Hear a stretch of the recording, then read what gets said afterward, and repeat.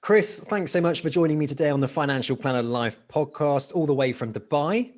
Sunny Dubai, I hope. Well, it probably isn't it? It's always sunny in Dubai. It's a desert, isn't it? Yes, indeed. Yeah. How are you, mate? You all right? I am very good, thanks. And yourself? Yeah, I'm wicked. I'm good. So I had a couple of days off last week, back in today and been flat out.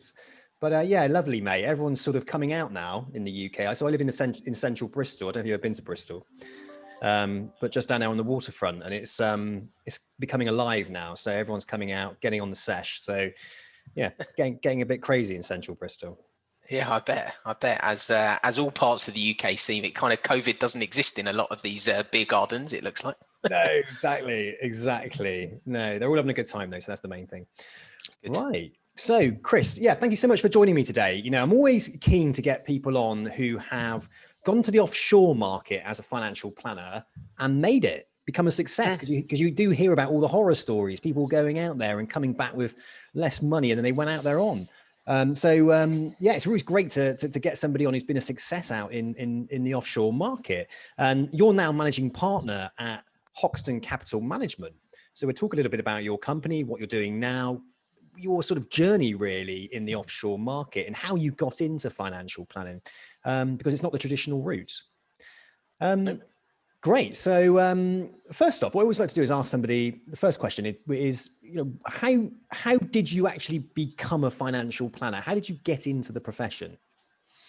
So I got into the profession. I was sat in London doing some accountancy exams at the time. I was converting my ICAW exams over to Institute of Chartered Accountants of England and Wales and Scotland.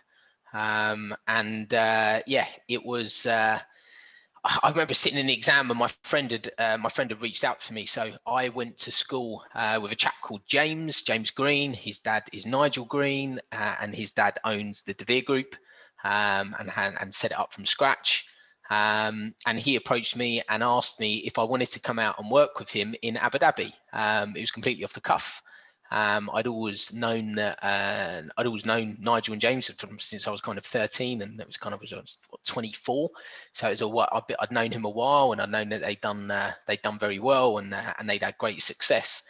And I thought, what have you got to lose? So I made the jump pretty quickly. I think he approached me. I went to one of their interviews or one of their seminars or whatever they had at the time. 2 weeks after, and then kind of 4 to 6 weeks after that, I was on a plane on the way to Abu Dhabi. So it was all pretty quick. Right. But it was a great move. It was a fantastic opportunity at the time. It wasn't what I expected, to be brutally honest. But it was an amazing learning curve, and yeah, never looked back. Fantastic. So you were one of the guys who actually went out and well, not one of the many, I suppose, that went out and worked for De Vere. And obviously De Vere, if anyone's not listening, is an international firm, isn't it? Yes, it is. De Vere is, I think, the breeding ground for pretty much, I would say, 90% of people that come from the IFA community. And it's a fantastic training ground, a fantastic learning curve. You have to, the training they give is good. The environment is very, what's the word I'm going to say here?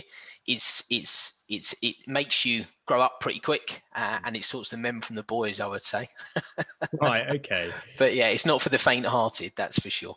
So you met James then. You mentioned about some exams there. So what exams were you taking? So I was taking my accountancy exams. Well, I was converting. So I started my career at KPMG. I was there for 7 years, and under their training regime, it was Institute of Chartered Accountants of Scotland, and I was changing them from ICAS to ICAEW, doing some conversion exams, basically. So it was it was an interesting time, and it was probably a time where I've been sick and tired of studying for all the time you're at school, and then kind of 5+ years of accountancy exams, which aren't the most interesting exams in the world. Let's put it that way. Right. So you decided to get yourself in. Okay. So you left university. Yeah. University. School. No, didn't go to university. Went straight from school into KPMG. Yeah. And went down that route. I not that I think there's anything wrong with university or anything else like that, but I was quite focused on what I wanted to do, and I wanted to get out and work. I didn't really have any huge interest in university or the lifestyle that university had to offer. So I kind of jumped into work and was happy to get paid while I was effectively learning a professional qualification. And they had a really good school leaver program that was fantastic. Lots of opportunity, lots of good people on that. And I enjoyed my time there. Fantastic. So did you leave at the age of 16 or leave school at the age of 18? 18. So you did your A levels and moved across into KPMG. So you chose the route of becoming an accountant, spent 5 years within an accountancy role, and then an opportunity came up to the complete unknown of going over to work abroad in Abu Dhabi, and you thought, yeah, I'll have a piece of that. Why not? Yeah. So you were just bored at the time. Did you think to yourself, I've made the wrong decision, accountancy? Why was it that you just kind of dropped it and said, all right, then I'll come with you? So I think, look, I was doing accountancy for 7 years, so it was quite a long time, and I think that I realised that it wasn't necessarily for me. That wasn't because I think it's boring or anything else like that, but I just realised that maybe it wasn't a good fit for what I wanted to do and my aspirations. So I wouldn't say I was on the lookout, but I was becoming more and more aware. Not to the point where I was kind of, going, oh God, I don't want to do this, but I was becoming more and more aware that there were other opportunities outside, especially within financial services. Yeah. And it just so happened, kind of fate, that James contacted me, and I was keen and game, and that's where it started. Lovely. Okay, so you got yourself over to Veer then. So they took you over to where? Abu Dhabi. Yes, Abu Dhabi. So I left. I never forget. I left kind of working in London at KPMG. As you'd imagine, their offices are very nice, glittery, shiny, and obviously made my way over to Abu Dhabi. And I got to Abu Dhabi, and Veer's offices weren't in a nice big glittery shiny building. They were in a villa in the middle of Abu Dhabi, which isn't Dubai. It's quite a bit different, especially at that time as well, which was nearly 11 years ago now. And yeah, we started off in a Holiday Inn, sharing a bedroom with James, and going about our business. So you went out to Abu Dhabi and you worked in pretty much a Holiday Inn, and that was your office? No, our office was a villa, but we lived in the Holiday Inn, which was about 500 meters from the office. So we go to the office, work away, go over to the mall for lunch, come back, continue to work, then go home in the evening to the Holiday Inn for the first month, and then we managed to get a 1-bedroom flat between us, which again was quite interesting. And we were sleeping on airbeds, and I remember my airbed didn't blow up. So it was an interesting experience, and that's what I mean. It was kind of sorting the men from the boys, and it was kind of sorting those that were kind of, I think if you were used to or accustomed to weren't gritty, I would say, then you probably wouldn't have done as well there. Okay, so someone with a bit of grit, somebody who's got a bit of staying power. Yeah, wasn't ultra precious about sleeping on an airbed. Yeah, exactly. I think with any of these kind of roles, you've got to realise that you're right at the bottom of the food chain when you come in, and you've got to be able to put in the hours and put in the work to get there. And nothing easy in life, should come, or nothing good in life really comes easy. So it's really important that you put yourself in these situations and push yourself to be uncomfortable. And it was, like I said, completely not what I expected. Yeah. And completely different. But and like most people within these roles, you kind of get into them and you're thinking, 6 weeks in, like, what have I done? Have I made the right decision? Should I be doing this? And all those thoughts go through your head. And I think that's the same for anyone in these positions. Not necessarily the weaker people, but the people who it's not for at that point will generally fall away. And then within 6 months, it starts to become easier. Within a year, it becomes easier. And the longer you stay in these places, the generally the easier it becomes. Which, I think is true for most things in life. The longer you do them, the better you become. So it's taken a while, but here now, got and enjoyed every step of the way. Cool. Okay. Well, let's focus on this Abu Dhabi, this role then with De Veer. You said like the first 6 weeks, first 6 months, and if you can get past the first 6 months, then you're on your way. You kind of separate the wheat from the chaff, really. So what, you had no experience of financial planning at all, no experience of financial advice. You came from an accountancy background. Your perception probably of going over to Abu Dhabi, that was going to be quite glamorous, probably. There was an element of glam in, this is going to be different. I've got a great idea in my head of what this is going to be like. You turn up, you're working in a villa, sounds a bit like a boiler room, literally. So what was it like then? Talk me through what your baptism of fire into the world of financial advice was over in Abu Dhabi. I mean, look, I suppose I did have an idea of what financial advice was. I had obviously worked for KPMG, and a lot of the role that I was doing there was, especially towards my latter term, there was personal tax. So the personal tax side came easily. More, more of what you would expect, or what I would expect a financial advisor to do. We had contracts lined up. I was speaking to clients that were already onboarded. We was assisting them, helping them with any queries that they've got. Processing tax returns, answering tax advice, helping them with different elements of that. And then obviously when you go over to when I went over to work for De Vere, it wasn't like that. It was the baptism of fire, as I suppose, as you put it, was making sure that you can go out and find clients. De Vere is big on client acquisition. So it's really generating new business and finding out ways to do that, which actually I found extremely interesting. And a lot of people don't like it. And the reason why I think a lot of people don't like it is because it is particularly hard. But ultimately, to be a good financial advisor, you can be the most technical person in the world and have all of the best attributes. However, in all of the professions that I've seen, from people that are lawyers to accountants to tax advisors to financial advisors, that the ones that do the best are the most personable, and also the ones that can bring in the clients in through the door. That they are the top billers, they are the people that typically do well, and like with most of these professions, it's all about what you bring into the business typically. So it was a very interesting role, and I learned a hell of a lot doing it, and it really opened my eyes up to, yes, you need to know what you're talking about. And that obviously makes it a lot easier when you're talking to people, because they don't think you're a complete idiot. But at the same time, being able to acquire clients, go out, get them, and go through that process is, I would say, the most important part of whether you succeeded or whether you didn't. So when you were in those early stages, did you bounce off the back of your accountancy experience then? Did you use that to elevate yourself out there?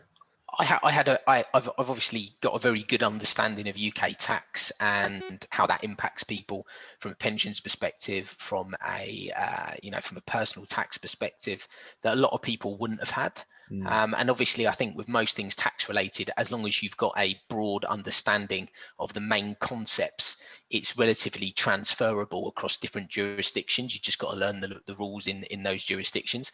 So that definitely set us apart. And ultimately, a lot of people are out in the Middle East and places like that because they don't like paying tax, and obviously it's tax free here, so they're trying to shelter their wealth from tax when they go back to the UK or other taxable jurisdictions. Fine. Okay. So using that experience that you had, built that kind of deeper relationship with clients when you were going out prospecting. It wasn't like you just come out of a job in Comet or something, was it? You were coming, out of an accountancy firm into a financial planning role. Although you hadn't ever done it before, you could speak the language and you could talk the talk because you understood tax, and tax is a big deal out there. As you rightly said, people are out there trying to earn as much money as they can and pay as little tax as possible. 100%. Excellent. Okay, great stuff. So you obviously went out there, you cut your teeth out there, you managed to, hold on for dear life, and you got past the 6 weeks, up to 6 months, you're doing really, really well. And you progressed through De Vere Group then. Did you, was there a training structure in place? Did you develop up into a manager, or what was your sort of experience at De Vere then? Yes, so De Vere had quite clear roles, which was coordinator, which was basically coming in and prospecting and finding business for a financial advisor that would then go out and speak to clients and advise them on their products. Then above the financial advisors, you had managers, and then obviously you had your senior area managers, and then reporting into the big boss. But yeah, it was. it was there was a clear structure to get from coordinator to advisor. And then managers were typically coached and mentored by their managers. I was very fortunate that I had a fantastic advisor I was working with. I had great managers to lean on when I was there, and that really helped me develop. And then ultimately I was reporting up into Nigel, and obviously he's been extremely successful and had fantastic success in the business, and built a lot of people would say, some of the best managers that are out there that are currently doing it. Some still working for him, some at other companies, some that have gone and set up on their own. So I was very fortunate to be able to do that and to be able to learn from these people. Right, nice. Okay, so mentorship in the early stages was a massive part of your success then. And I think that in those roles, especially for anyone that's kind of looking at those roles, that's the key that you want to be able to do, because ultimately, if you're not with an advisor or with a company that wants to take care of you and wants to put, their kind of arm around you, I was very fortunate in the fact that I was with an advisor that did. There was plenty of advisors that didn't want to do that. For their coordinators. I mean, James now runs their Western Europe business for them, and he's probably one of their strongest managers that I've ever worked with. And then he learned off his manager, which was a guy called Graham Bentley at the time, and he was an extremely strong manager, and gave a lot of time in developing and sorting people out. So we was very fortunate that we learned from really good people, but also there's people that aren't great as well. So it's really about speaking to the people that you're going to learn from, I think, and making sure that you're lucky enough to be with people that do want to take an interest in you and help develop you out. I mean, when you're over in Abu Dhabi or Dubai, one thing I'm always told is there's a huge amount of socializing going on out there. There's lots of socializing, taking clients out.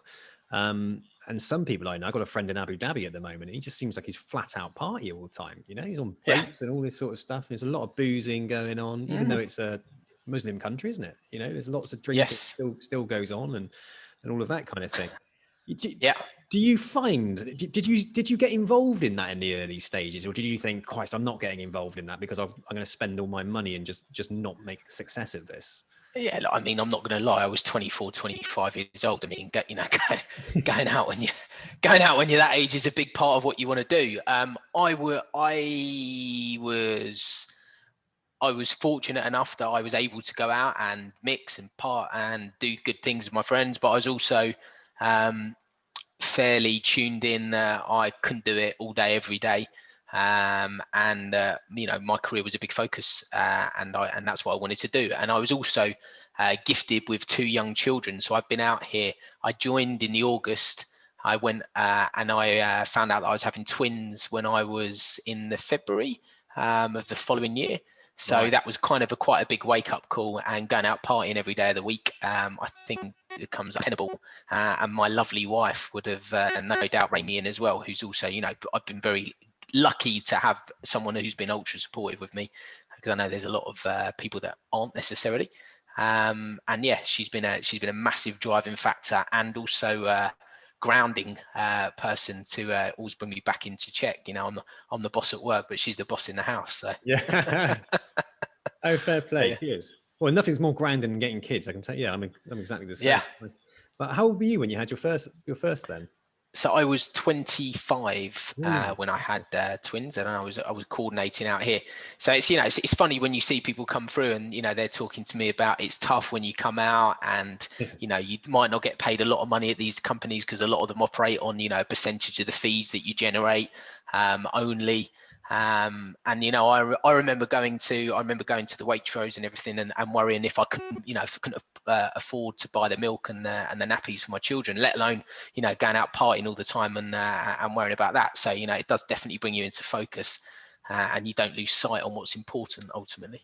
Well, that's quite interesting, because obviously when people go out to the offshore market, and way back when you were doing it, I mean, I suppose like 13, about 11 years ago, so it's about 12, 13 years ago, I started doing recruitment, and I remember the offshore market then. And there wasn't very many roles that paid you a salary, that's for sure.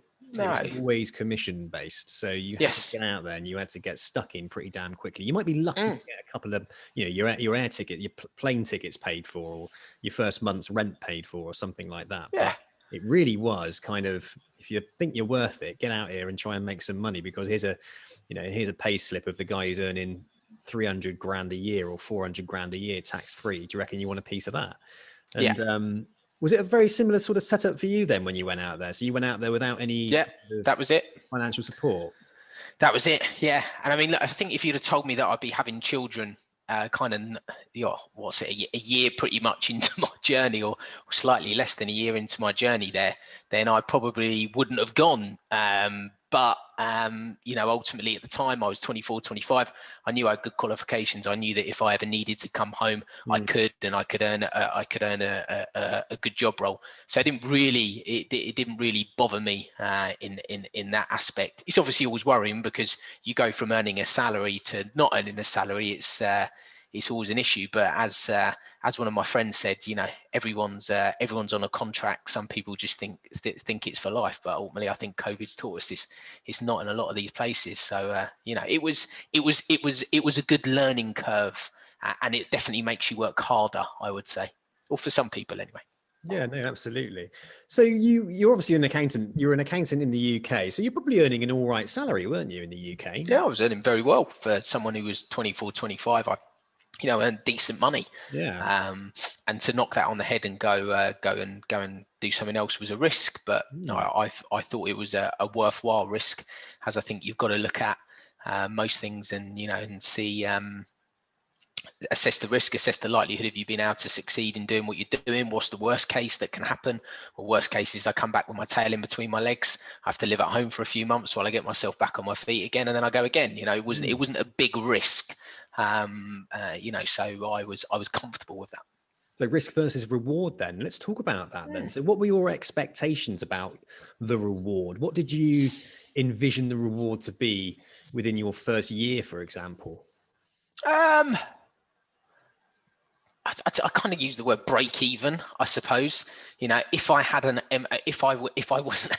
if I wasn't having to worry about money, that would be okay. As in, I could go out and I could buy a few dinners, go out. My wife at the time was my girlfriend. She was living in England. If she come out, we could go out and have a nice time, go out for a few drinks with my friends on the weekends. I was living with one of my really close friends now, Lewis. So, after James and I kind of moved out of living underneath each other's feet and working with each other, and it was just to be able to make sure that I could get by, I think, in the first year. And I think ultimately that's what it is. It's any apprenticeship, whatever you go into. If you walk into somewhere and you're earning a few £100,000 in your first year, there's normally you're normally pretty good at what you do to start off with. You're definitely not an apprentice like I was, and you have to earn it and you have to build it. So it was coming in with that expectation, and I think that I had that expectation again. Was it wasn't a get rich quick scheme. It was a come and take your time and build it up properly. That we did okay. I think putting a figure on it. I think if I was kind of saying if it was 30 grand in my first year, I'd have been chuffed, and we hit that and more. Okay, cool. So in your head, you were thinking back then, if I could earn £30,000 tax free, I would be happy for my first year. That will get me up and running. I mean, there's not many jobs as an apprentice where you can earn, nearly, what's that, £2,500 a month tax free in your first year. No. So yeah, I was chuffed. And you started as a coordinator then, did you? Correct. Yeah, I was. Yeah. Is that still the same model then that a lot of firms, and obviously we'll get onto the fact that you now run your own firm, and obviously you hire and you build teams, but going in as a coordinator, is that quite the tradition? Let's talk about the offshore market and getting into becoming an offshore financial planner. Is that the traditional path that people go down still? They come in as a coordinator to cut their teeth. Is that right? Yeah, I mean, I wouldn't say traditional. I mean, some people come in as advisors. I know you were talking about other people earlier that we was discussing. I mean, they came in as advisors and did very, very well. I think it's different horses for different courses. I found that the coordinator route has worked extremely successfully. A lot of people would turn their nose up at it, but I think if you want to succeed in the offshore market, you have to have that business development skill, and there's no better way to learn that business development skill than by doing thousands of hours doing that at the start, and cutting your teeth and working with someone who's been there, done that, got the t-shirt already. So I predominantly now, I'd say the top 10 people in our current business have been coordinators, and it's no fluke. There's the top. When I left De Vere, the top guys there have pretty much all been coordinators. I know most of the other companies in the Middle East, their top guys had been coordinators. So coming in at that level and not earning your stripes, but learning the business and learning it from people who are more experienced, I think is a very wise and smart move to do. So as a coordinator, just sort of for anybody's listening to this at the moment, and they would go thinking about going off to Abu Dhabi or anywhere really where they've got the offshore market, and there was a role that was considered to be a business developer or a coordinator, however they want to dress it up. Just talk us through what someone would expect out of a role like that. Brutally honest, it would be hammering the phone for the best part of 10 hours a day, trying to reach out to people to get meetings booked for your advisor. That is the role of a BDM. Now, there's a number of different parts to that role. The first part is getting being able to find enough people to speak to in that day. So that would be prospecting. People now have got more ingenious ways of doing it. So now they might get on Facebook, they might send messages on LinkedIn, they might run ad campaigns. There's a whole kind of business in itself. And then obviously calling those people and speaking to them, and you have to speak to enough people a day to be able to book in enough meetings a day to make sure that your advisor sits enough a day and monitor it from there. The best people always had the best data that they were calling, so they would find ways to speak to the right demographic of people. They would obviously be knowledgeable to get in front of people, and knowledgeable enough to spark someone's interest to want to sit down with a financial advisor. And that was the aim of the game. It was taking someone from point A to point B. And how you went about that. Now, when I was doing it, we was typically trying to, come up with ingenious ways. I think one of the ways that we did was work with a recruitment company and a relocation company and give them hampers for people that were just moving over. In exchange, hopefully they would then be interested in a call with us. There are numerous methods that we use, but yeah, it's very interesting, that part of the business, and I think it teaches you a lot about what it takes. Yeah, it's a slog, right? It's a slog. Yeah. It's a bit similar to recruitment. It's kind of like similar to recruitment. Yeah. You bring someone in as like a trainee recruiter. You don't expect them to be like a full 360 recruitment consultant straight away. You might get them into a resourcer role, like a resourcer being somebody that would just be flat out phoning candidates for one of the senior recruiters who's opening the jobs, So yeah, you're flat out on the phone, booking appointments, booking people into people's diaries, and getting the right people in front of the more experienced staff within the office. So what were you earning sort of commission off the back of that then? So if something went through, you would earn a commission on it, would you? Yeah. So if something went through, my advisor would obviously get paid fees from the product that they placed the client into, and then I would earn a percentage of those fees that were generated. I bet back 11 years ago, really, you weren't using LinkedIn or anything like that, were you? No, it was pre-LinkedIn. It was all pretty, it was all pretty, it was all pretty ad hoc on the way that you would go about trying to get hold of people. But it was interesting. I mean, look, it was, when you first started, you'd probably be given the yellow pages and you'd be kind of right, start of the section, go through it. That was it. And ultimately there were people that earned a fantastic living from doing that. It's crazy to think of now, because obviously technology improved and everything, the way that we do things has got much slicker and much more efficient. But that was real cut your teeth and get involved, pull up your sleeves and get going. Do you think technology has made it easier or harder? I'd say a bit of both. I'd say obviously within the industry, it's much more regulated, especially in the offshore side than it was. I'm not saying it's much more regulated in the UK, because clearly it's not, but it's much more regulated than it was, which is a good thing. I would say that technology has definitely played a part in making things easier and making it more efficient to service clients.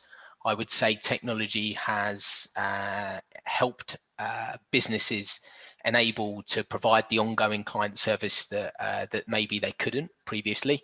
So, for instance, client portals where they can see their valuations, emails to keep in touch with people, WhatsApp, all of these things have helped improve. But yeah, I think, it's made people more efficient and more being able to focus more on finding the right people that they want to speak with rather than needle in the haystack. Nice. All right, cool. Okay. So what about, I found LinkedIn when it first came out, for example, from a business development perspective, I think it's massively underutilized. Like financial planners in the UK still don't use it very well. No. I think it's one of those things that's massively underutilized. People didn't really kind of understand the value of it. And then all of a sudden it became saturated. You couldn't move, could you, for people trying to message you on LinkedIn, for example? Yeah. I think it's a very useful tool for BD, but I think you have to stand out and you have to kind of make yourself look slightly different, because there's a lot of people doing the same thing, sending automated messages out and all sorts of stuff, numbers game. And I think that being something that is quite niche and stands out to your target audience is hugely important as well. Instead of trying to just spread your net massively wide, just capture everybody, you have to kind of be a bit of an expert, don't you? You have to be a bit of an expert in what it is you're doing and try and attach yourself to that niche and be the go-to person within that space. Does it work the same over on the offshore market? Because, correct me if I'm wrong, but is there less clients for you to go after? Is it, is a lot more financial advisors going after less clients? Yeah, I'd say, look, it comes down to whatever you do in life. It's how you differentiate yourself from everyone else, isn't it? What's your USP? And yes, I would say that I don't know if there's more. I wouldn't be able to comment between how many saturation points or non-saturation points, but I would say there's always someone making money somewhere, and I can bet that there's always a lot of people making money, whether it's in the UAE, whether it's in Oman, whether it's in Qatar, whether it's in Saudi. There's always people doing business. It's just how hard that you want to go out and find it. And for people that sit there and expect business to come to them, it doesn't happen like that. That just doesn't work in the offshore environment. It's not like in the UK where you can sign up for things like Unbiased and other platforms and wait for leads to come in, you call them and go from there. You've got to be much more proactive. But at the same time, I think differentiating yourself with a good LinkedIn profile is good. But I also feel that advisors that really know their stuff. All right, cool. So, all right, well, thanks very much for explaining that. So you obviously were at De Vere for quite some time. You left De Vere and you went on to set your own business up. Is that right? Yeah. Yes, it was. Yeah. Right. So tell us a little bit about that then. So you left De Vere Group, you set your own business up. Just give us an overview of the company that you've set up. So I helped found Hoxton Capital Management with my business partner, Matt. He's in the UK and he runs all of the UK operations and looks after all of that. And I look after all the overseas operations and offices that don't sit in the UK.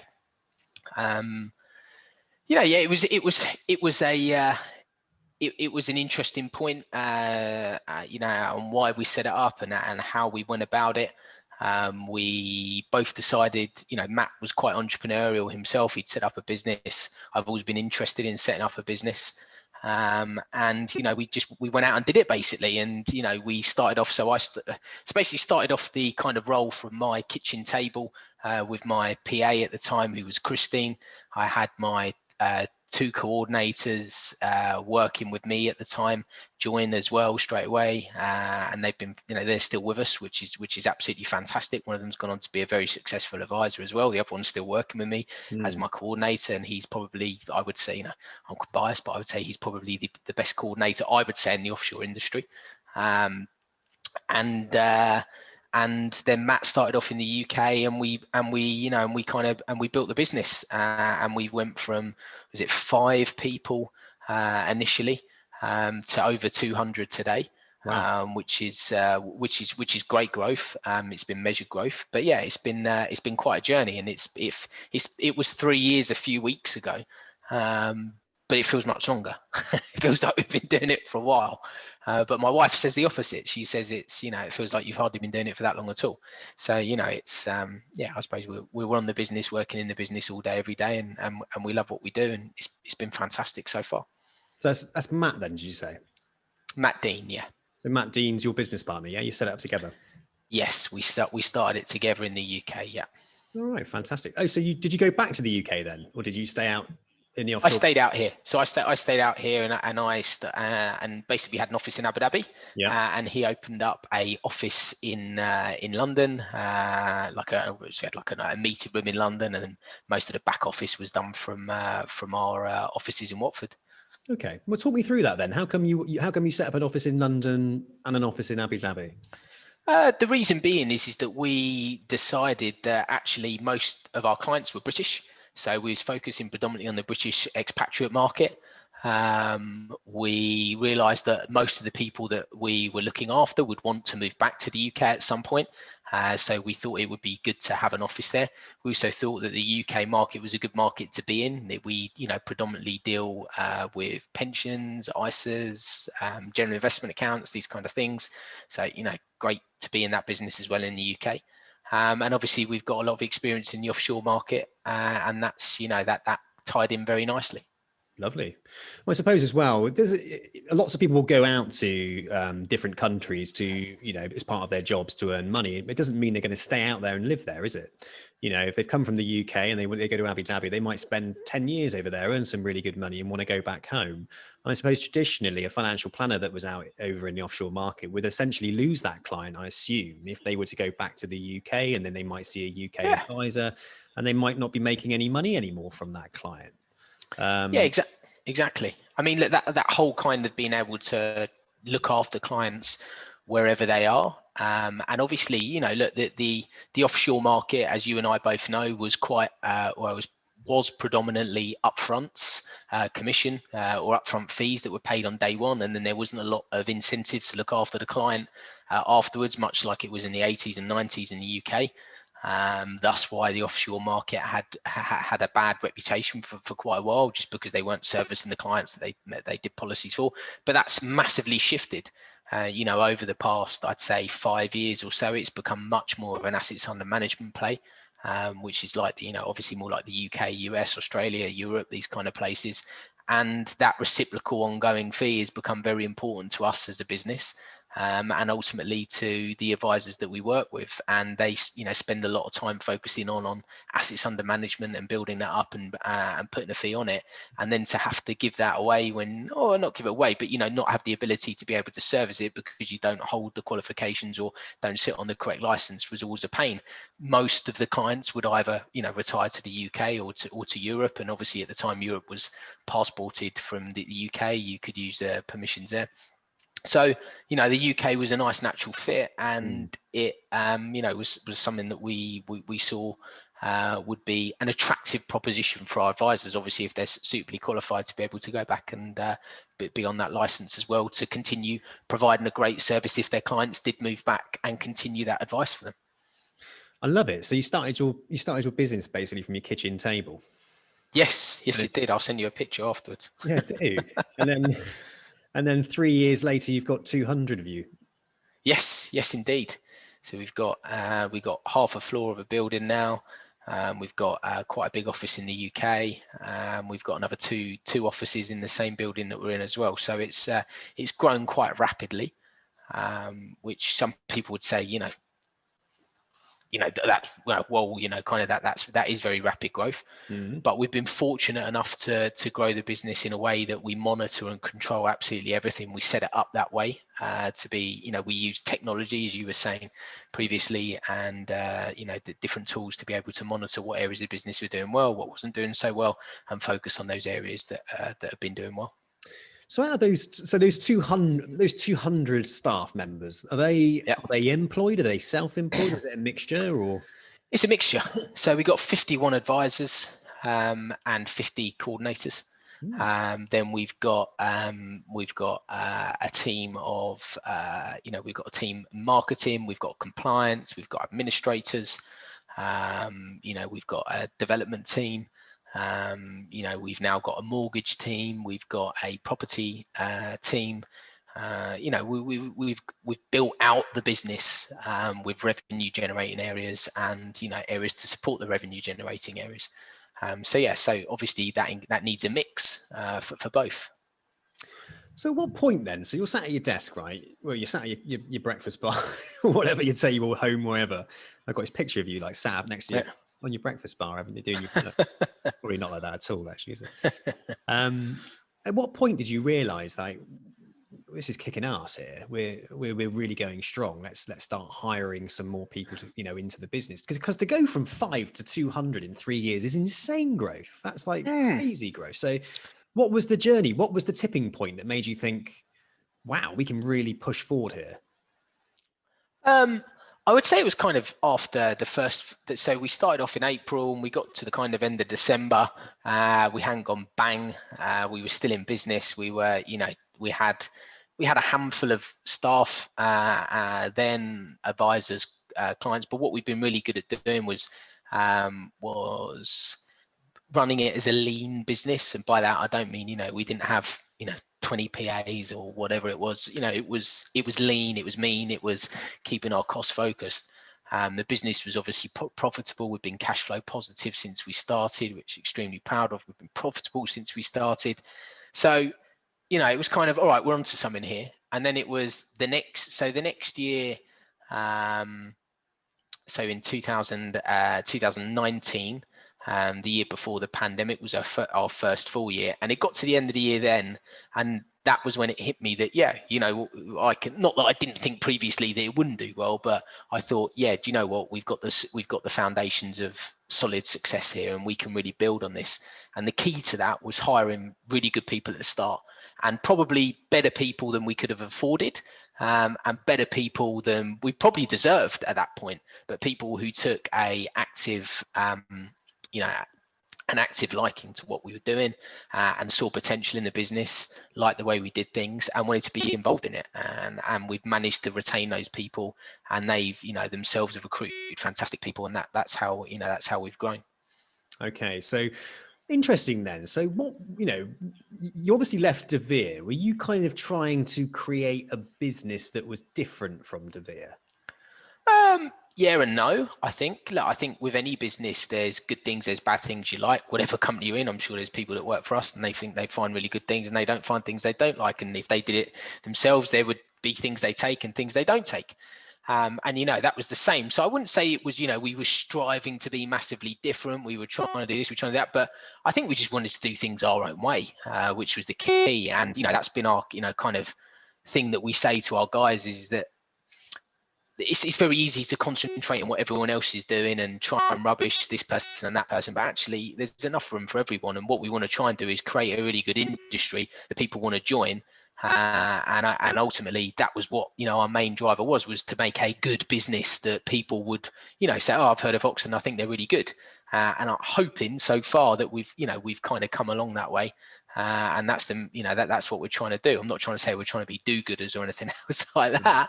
But we're trying to be a business that people are proud of to work in. And I was proud that I worked for De Vere. There were some things that I loved, and there were some things that I maybe would have done slightly differently, in my own business, and we've been able to do that going forward. And what are those things then that you've done differently? So some of the things that I think we've done slightly differently is we've really focused on our online brand, and building that up. We've tried really heavily to develop that and to try and build that. One of the things I think De Vere did really well was obviously acquire new clients. And definitely towards my end of my tenure there, it was more about client servicing, but we put client servicing right at the start and right at the front, and that was what our focus was on initially. I also feel that we was lucky enough to come in without any legacy issues or, things that had maybe happened previously that weren't going on now. And, we were kind of coming from a clean state in a much more regulated arena. And that meant that we had a really, clean, positive brand that we was able to build from the start, which, I think was a blessing. And that's not to say De Vere haven't got any of that at all, but that was just something that we wanted to focus on and we thought would help us attract good staff and good talent. I must admit, actually, I did a bit of digging around online for your brand and your website, reviews, all that kind of stuff, and it all comes across beautiful. It looks great. It's really slick. It looks clean. It's got that international feel, and not so kind of like I'm a we're an offshore estate agency type feel. Like some of them Yeah. feel a bit estate agency, or they're a little bit too kind of like global wanky kind of weird. Yeah. We're in this and we're that, and bit Wolf of Wall Streety. Yours has got the feel, but it's a bit more of a professional services feel. Yeah. I like that. I liked it. I think it looked really good. And the website, I went through it all and I was Thanks. going around it. It was slick as you like. And it's really clean. So I could see if someone ever if a candidate, for example, was interested in working for you, they landed on there, they would love it. But also as well, if a client's doing their research on you and you've got 300 odd, I think it's 375 odd reviews, I think, decent 5-star reviews. And I looked, it looked legit. So it does read well as well, So I think online, you guys are doing really well. So big thumbs up to your marketing and branding. Thanks. Yeah. Very good team and great people we got working there. Do you hire people for marketing in-house, or do you use outsourced? All the time. I mean, we've got so we that was an area that I felt that we really wanted to position ourselves well in, and we was really lucky. So we got paired up with Alan, who's our head of marketing, fairly early on. He came on back in the back end of 2018. And again, like I said, probably didn't deserve someone who had his capabilities at that point, but he was fortunate enough to see some good stuff in the business and what we were trying to do, and came on and really transformed it. So we've got 6, I think it is, full-time hires in marketing that work all day, every day on marketing. They don't do, any advising or anything else like that. That's what they focus on. And then we got a team of 12 developers that run our CRM, that are in-house, that run our, websites and all the things go in it. So we've invested in it heavily. Because we see it, that is the way that the world is going. Everything's online. You and I are talking online. We're not sat in your office, over a coffee. This is how everything's going, and therefore if we want to press on and we want to continue to strive and do well, that's what we've got to focus on. And we got to hire people with good skill levels to do that. Do you see the role as a financial planner now to be a kind of face-to-face financial planner, but on the other hand as well have to be quite a good marketer themselves individually? I think one of the things that we've done well as a business is we've allowed people to focus on what they do well. So, do I want my advisors worrying about how to run advertising campaigns and writing loads of copy? No, I don't. I want them to be in front of clients and speaking to people and imparting the years of knowledge that they've got to help people have a positive outcome. I think it helps if you've got an understanding, but I think it's about pairing yourself with a company that offers that support and gives you the ability to be able to focus on the things that you want to focus on, as opposed to having to worry about all that. I don't think you can be everything, but I think having an understanding of it definitely helps. Because that's the problem, isn't it? You've got these guys that are coming in and they're wearing so many hats now in the financial advisor role. It's the same with any kind of profession, really, where you're out there trying to win clients and they're kind of expected to be a marketing machine and go out and win clients face to face and go and see clients and do reviews and do all your back office functions and everything. And it's just a huge amount of work. And I don't think people really understand the time taken to do marketing correctly and efficiently, 100%. Effectively. And it can really screw people over. You get that whole fear of missing out as well, don't you? You go online, you see one company's absolutely nailing it and you think, oh God, why aren't I doing that? They must be earning loads of money. You've obviously invested in marketing. It's clearly got to be working for you if you're employing more people. Yeah. So when you bring financial planners into your business, and you mentioned there that you don't want your financial planners having to write their own copy and having to design their own marketing and AdWord lead generation or landing pages, whatever it might well be. So does a financial planner come into your business and work alongside marketing, and they might have an idea in their head of what they want to do to target specific types of clients, and then the marketing team will then implement that for them? Is that how it kind of works? Yeah, and I mean, we run a centralized strategy for marketing. So, we will have advisors chip in. So let's say, for instance, we had a company podcast for a while, so some of the advisors would go on there. We run regular webinars for our clients and prospective clients. Advisors will go on there.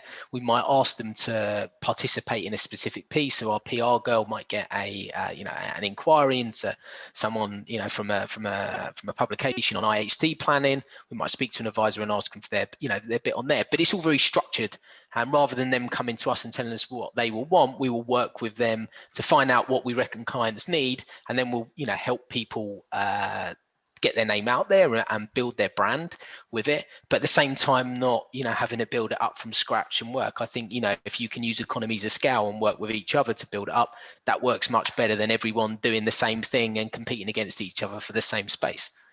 Did you find it quite anxiety sort of inducing when you first because you've come from a background of pretty much old school, really, just picking up the telephone, like you said, a yellow pages and making telephone calls. And don't get me wrong, I think that still absolutely has its place. Like, yes. Picking up the phone, smashing the phone, getting out and meeting people just works. And I think sometimes we hide behind social media because we think it's agreed kind of like an amazing cloak that's going to kind of get us everything that we want. But actually it's expensive and it's confusing and it's competitive. So did you ever kind of, when you started investing money in marketing, did you get a bit anxious about, oh my God, are we going to get a return on this investment? 100%. But again, I think it's measuring the metrics and believing in the process. And again, I was fortunate enough to have someone that had done it. I think the key, is that a lot of people go out and say, well, I'm going to give I'm going to spend £200 a week on adverts, which is great. But I mean, we spend hundreds of thousands of pounds a year on marketing. And that's just on, our advertising bill. That's that, it's probably in seven figures once you take into account salaries and everything else like that goes into it. So, it's a big chunk of money that you have to do it, but you have to be consistent with it as well. As you can't, with your podcast, you do it once, you're not going to get a lot of listeners. You do it 2, 3, 4, 10, 20, 100 times. That's when you start seeing momentum build. For me, it was. I knew it could work, and I know it can work, but it was given it the time. But most importantly, first things first, is it was the people on the bus that were important to getting us there to our journey. It was the driver of the bus, and the driver was Alan, and I knew he could get us to where we wanted to. And he's done a fantastic job of doing that. And it was that's what worked well. So I was less anxious because I knew I had someone good driving the bus. Fine, no, totally, absolutely. So getting yourself, it's a great bit of advice there, really. Find the top talent, bring them in. Did you feel sometimes that you were trying to do it yourself and wear that hat and you're thinking, I can do this? So you delve into it, or did you just go, no chance, I'm gonna pay someone to come in and do this? Definitely. Look, I felt at the start, I like most advisors and coordinators, I tried it, I dabbled in it myself. So I had an understanding. I did generate a few leads that converted into clients. So I knew it could work, but I knew it wasn't my skill. Much like compliance and much like admin and much like, all the different functions that we do in a business. I feel to do it properly and to do it well, you have to be given it 100 focus all time, every day. You treat something like a hobby, it pays you like a hobby. You treat something like your full-time, you gain, credibility and momentum with it. And therefore, we're lucky enough that we've got people all day, every day that focus on it. And if you're only playing it, you're going to get playing at it results. So 51 advisors then, these 200 staff as well, this spread out across just across UAE and the UK, or are you after global domination? Yeah, so we got offices in the US, we got offices obviously in UK. We've recently got some offices in Europe. We've got offices in the UAE, and we've got an office in Australia. So we've got one person in Australia, right. Which obviously due to COVID has been tough. We got our license there last year. We acquired a company there last year, and it'd have been great to have someone over there sooner, but COVID has not allowed that. So getting more people over there has been tough. We've got obviously offices in the US, and we've got a couple of people on the ground there, but again, that's been tough getting people over there, which has been difficult. So predominantly most of our advisors do sit in the UK and the UAE. Right, okay. So from a model perspective then, are you an employed model or are you a self-employed model? A bit of both. We have some people that work employed and some people that work self-employed. We try and cater for what people, we realize that one or the other is not the right thing 100% all the time. I do definitely see the offshore market maybe moving to more of an employed pathway as we go forward and as we take on more assets. But ultimately, at the moment, when you're in client acquisition mode, most of those people that do well in client acquisition mode actually like to be on that, that kind of self-employed or esque role. I'd say it's a lot less self-employed than maybe it was 10 years ago. A lot of a support from a good company is a massive thing now to deal with regulation, compliance, admin, all of these things that are all needed to operate in the overseas market now. So pairing yourself up with a good company definitely helps. And what about you? We talked about the coordinator role there, though. But coming into a business like yours, working offshore, do you have the administration, the paraplanner support, all of the stuff as well? So we've got I think it's 8, but we're hiring 2 more. So we've got 10 we'll have 10 paraplanners that work for the business full time soon. That's obviously that's obviously been completely different to what most people in the offshore business would expect, and we see that as a big part, again, helping the advisors and assisting them in providing a great service to their clients, which is what we're ultimately focused on.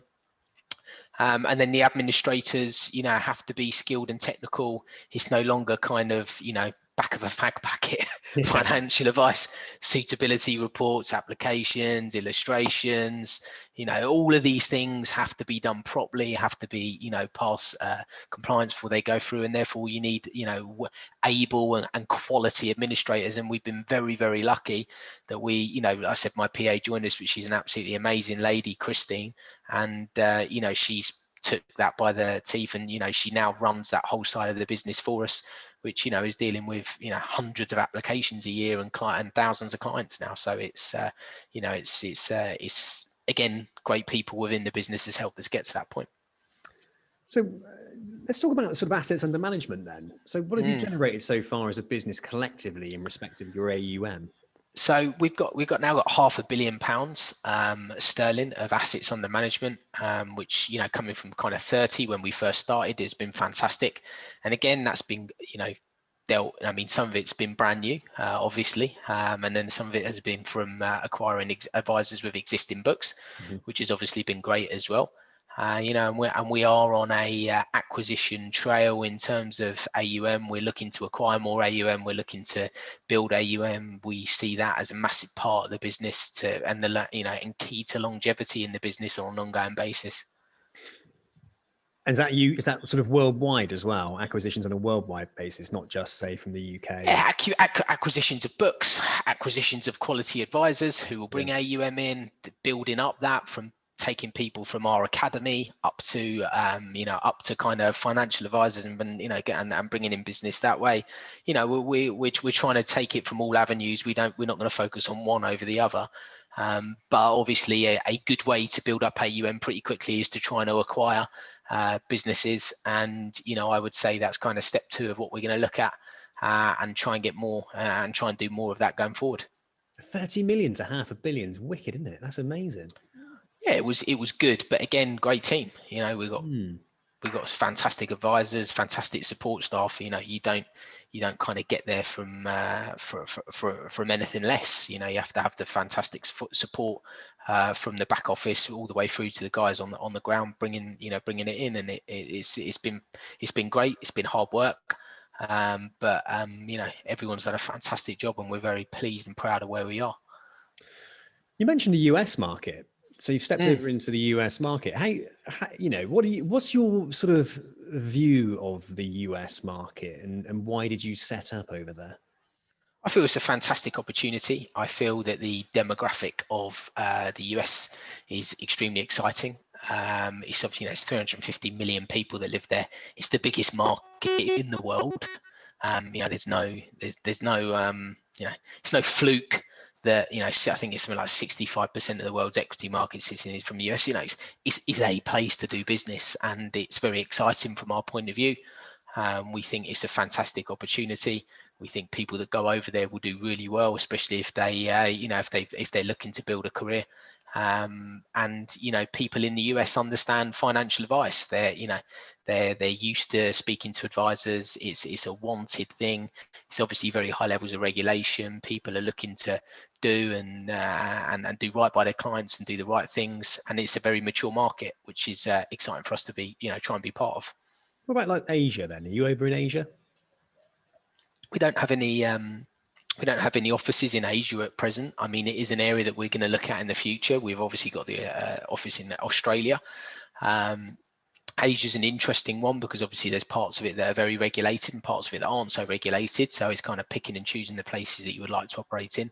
But it's an interesting market, but it's one that we've not got round to yet, focusing on kind of UK, Europe, US, and Australia. So whereabouts in Europe are you based at the moment then? Currently, we've got offices that we will be unveiling fairly shortly, but we've also got a network that we operate under in Ireland as well, which is where we do our business through there. Right. Okay. But you're looking to be able to kind of operate across Europe then? Yeah, I mean, we can passport in from the entities we've got now to the whole of Europe. Yeah, and we're looking to build up a good advisory function in Europe too. All right, cool. Okay. So what does the next sort of 3 to 5 years look like for you then? The next 3 to 5 years, I would say, are really going to be focused on building the business and trying to generate more revenue from different streams. I think is key. I think we've been in a very lucky environment at the moment when we've joined the business, when obviously interest rates have been low, which have mean pension values have been high. So that's been a very lucrative market for us.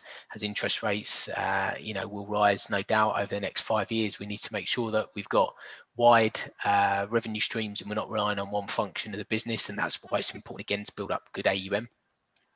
And continuing to try and employ good quality talent. That's what we're focused on, and we want to build, because we realize that without good quality advisors, our key is to provide great advice and to be client centric. And to do that, you got to have quality people that work for you, and that's that's the way that we'll grow. Let's just end it on that then. Let's just talk about what a good quality financial advisor is to you. What sort of good quality financial advisor would fit in with you guys there at Hoxton? I would say someone who's obviously, if they were coming in from an advisory point of view, then I would say someone who is, who has obviously got a good level of qualifications, who has taken qualifications seriously in the UK and has taken personal development. So not just professional qualifications, but, likes to develop themselves and likes to go the extra mile, read books, do whatever it is to help them get further on what they're doing. We look for people that are gritty. So people that aren't, afraid to roll up their sleeves and help their coordinators go out and find business, especially initially, and build up that client book. And someone who's very client centric. We want people that want to put the client first. We don't want someone that is happy to earn an extra pound if it's for the detriment of a client. We want to make sure that our advisors are good ethically, and we don't allow egos. We don't allow people into the business who have got prima donna status. And think that they're better than other people. Everyone in here is equal, down from the T-boys up to the senior managers. Everyone works off an equal footing, and everyone's integral to the business. So we want to make sure that we're working with the right people. You're telling me you got T-boys working for you? We have in the Middle East. They're fortunately fortunately we're lucky enough to have great office boys, I suppose. We would call them, but yeah, they help the office function, and it's obviously much cheaper out here to be able to do that than it is in the UK. Nice, mate. Yeah, someone coming around making me cups of tea would be awesome. Yeah, like the sound of that. Now, with also as well, especially, let's talk about the offshore market just very briefly before we sort of bring this to a close, because earnings, you always see adverts, and you always have seen adverts in the past promising, the streets of paved gold, if you like, if you come and work over in Abu Dhabi, if you come and, work anywhere in the Middle East, you're going to earn loads of money. Now, is it true? Can you earn considerably more money in the Middle East as a financial planner than, say, the UK? I would say no is the honest answer, because I'd say in the UK there's the earning potential to earn huge amounts. It's just how much you want it, and it's the same in the Middle East. It's how much you want it. Obviously, there's a massive incentive that is tax free. So obviously you're not losing 45%, or if you're doing it for your own company, 20%. You know, there's considerable tax breaks, which obviously does boost up your earning potential. But you know, there's advisors over here that earn 7 figures. I know there's advisors in the UK that earn 7 figures. You know, that high 7 figures. So you know, yeah and no, I think, is the honest answer. Yeah, but seven figures over there, you know, you're not paying tax, are you? You're paying bugger all tax. 7 figures in the UK, you're paying a fortune in tax. Yeah, you are paying a fortune in tax. So like, that's what I was saying, you know, kind of having the no tax part definitely helps. There are advisors that are doing it, but these aren't people that have come out and done it in 1 or 2 years. These are people that have been established here for a long period of time, have successfully grown, nurtured their client banks, have been very successful in client acquisition, and have been very successful in looking after and retaining their clients. It's very difficult to earn 7 figures if you're not doing all of those boxes, working 6 days a week, you know, 12, 15-hour days, you know, ultimately, and have a fantastic support that sets staff around you, because it's very rarely that a financial advisor earns 7 figures. It's the 10 people that he's got backing him up that enables him to, or enables that business unit to go and bring those kind of levels of remuneration in. The days of the product flogger, you know, making a load of money out there in the Middle East is gone, really. If you're going to come over to the Middle East offshore market anyway, in general, you have to be kind of going out there as a career. Yeah. 100%. The advisors that earn the most out here, and I know most of them, are people that have been doing it for a long time. It's not people that have come out in year 2 or year 3 and have been doing it. They've been here for a long time. They've said, this is where I'm going to, you know, build my client bank. This is what I'm going to do it. And they've gone out and executed their plan year after year. It's consistency. That's the key to success.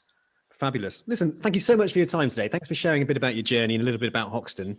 You know, I'm certainly sure that we're going to work together a little bit more in the future. So it's a company that I would like to promote, because, you know, there's plenty of people that come my way who are interested in working in the offshore market. And there are a select few of you guys out there now, which I would consider to be companies that are worth working for, especially the ones that have got a foot in the UK market as well, which you guys absolutely do. So yeah, really appreciate your time today. Thank you so much. And have an amazing day. Thank you very much, Sam. Really good to speak. Thank you. Cheers.